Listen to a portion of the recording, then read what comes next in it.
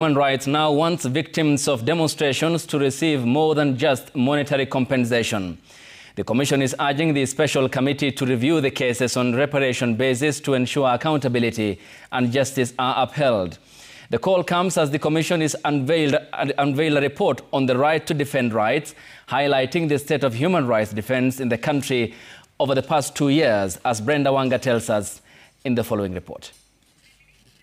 Days after President William Ruto appointed Professor Makau Mutua to head a team tasked with crafting modalities for compensating victims of protest and demonstration, the state-sponsored human rights body KNCHR says the current scope of work is insufficient. So I think the question we need to ask ourselves, and I think the approach the Commission is taking, is we need to look at compensation within the broader concept of reparations. According to the Commission, victims of deaths arising from protests and demonstrations deserve more than just monetary compensation. What the President possibly and the team have done is to look at just one of the aspects of reparations.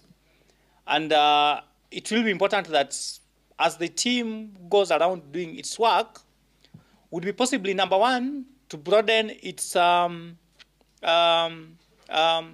of work.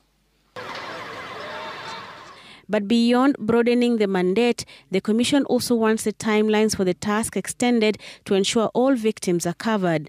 President William Ruto had given the team 120 days from the day of the proclamation to conclude its task of establishing a coordinating framework for the compensation of victims of protests and riots, both civilians and security personnel who lost their lives or suffered bodily harm in public protests and riots from 2017. The period that has been given to the task force is, I think, very short. If you look at 120 days,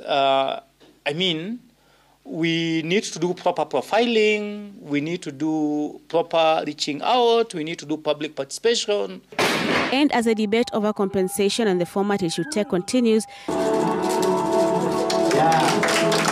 a new Commission report on the right to defend human rights defenders indicts the government for failing to uphold these very rights. Our findings show a stark reality that on paper, Kenyan Constitution and its ratification of international treaties create a strong foundation for human rights. However, in practice, the defenders still face threats, intimidation, arbitrary arrest, and in some cases, violence.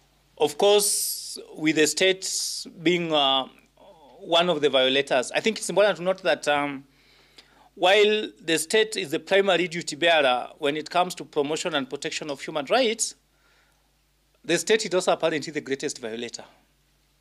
So greatest violator when it comes to provision of services, greatest violator when it comes to sharing of resources, greatest violator in terms of corruption and all that. The report covers a period from 2020 to 2022, during which 7 human rights defenders were killed, 2 were forcibly disappeared, while 132 were arbitrarily arrested.